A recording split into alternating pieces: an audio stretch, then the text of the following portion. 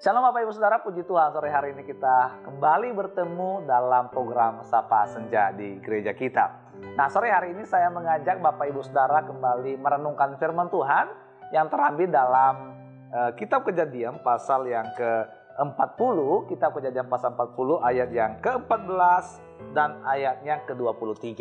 Jadi ayat 14 dan ayat 23 saya bacakan buat kita semua. Tetapi ingatlah kepadaku apabila keadaanmu telah baik nanti. Tunjukkanlah terima kasihmu kepadaku dengan menceritakan hal ihwalku kepada Firaun. Dan tolonglah keluarkan aku dari rumah ini. Ayat yang ke-23 berkata demikian. Tetapi Yusuf tidaklah diingat oleh kepala juru minuman itu, melainkan dilupakannya. Nah, saudara dikasihi Tuhan, tema kita sore hari ini adalah terus berbuat baik atau jangan jemu-jemu berbuat baik. Nah, ayat yang kita baca tadi ini mengisahkan tentang Yusuf yang sedang berada di dalam penjara. Dia ada di dalam penjara bukan karena dia melakukan kesalahan, tapi kita tahu bahwa Yusuf masuk dalam penjara karena dia difitnah. Nah, di dalam penjara inilah kemudian juru minuman raja dan juru roti raja masuk juga ke dalam penjara karena kesalahan yang mereka lakukan. Nah, suatu hari Bapak Ibu Saudara, juru minuman raja dan juru roti raja ini bermimpi. Ya, bermimpi. Karena mereka bermimpi, mereka tidak tahu arti dari mimpi itu. Akhirnya mereka bersusah hati. Dan Yusuf melihat mereka.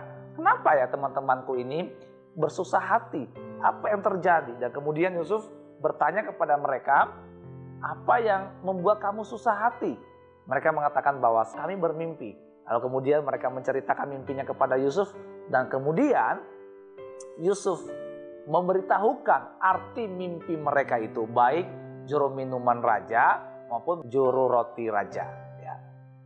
Nah, setelah Yusuf menerjemahkan atau mengartikan mimpi juru minuman raja ini, dia berpesan di ayat 14 tadi.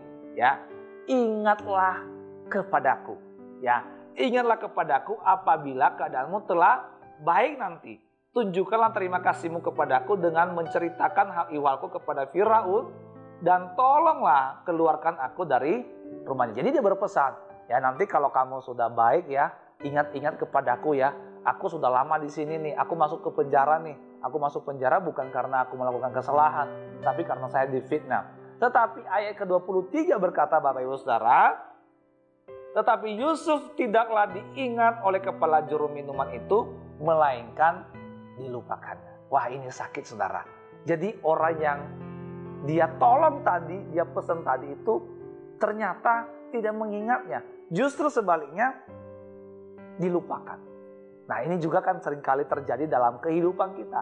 Ada orang-orang yang kita tolong, kita dalam tanda petik kita kasih jalan keluar, kita biayai dan segala macam.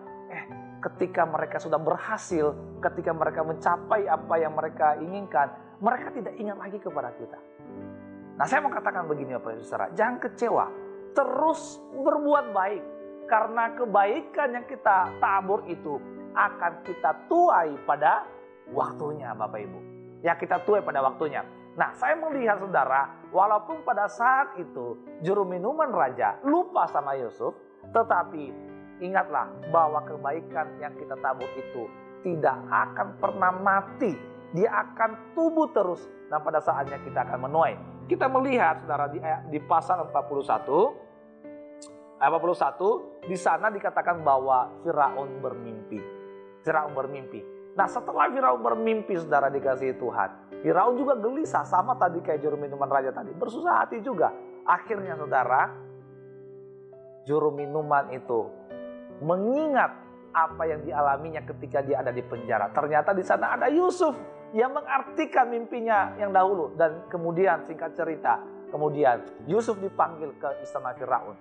Dan kemudian Yusuf menerjemahkan arti mimpi Firaun. Dan kemudian saudara tahu apa yang selanjutnya terjadi. Kemudian Yusuf menjadi penguasa di Mesir. Ya, menjadi penguasa di Mesir. Saya mau katakan begini Bapak Ibu Saudara, bahwa kebaikan yang kita tabur itu tidak akan pernah sia-sia. Mungkin Yusuf tidak menuai dari juru minuman raja, tetapi Yusuf menuai dari mimpinya Firaun. Jadi terus berbuat baik. Oleh karena itu kalau saat ini seolah-olah kita melakukan kebaikan dilupakan, tidak diingat, bahkan mungkin dianggap remeh, jangan patah semangat Bapak Ibu Saudara.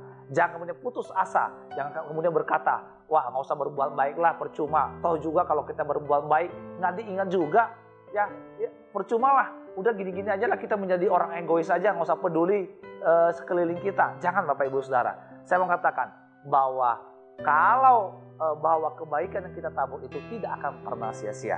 Galatia 6 ayat 9 berkata, janganlah jemu-jemu berbuat baik. Apabila sudah waktunya, maka kita akan menuai baik. Ya, puji Tuhan Bapak Ibu Saudara, firman Tuhan yang demikian firman Tuhan yang saya sampaikan sore hari ini. Tuhan Yesus memberkati kita semua. Shalom.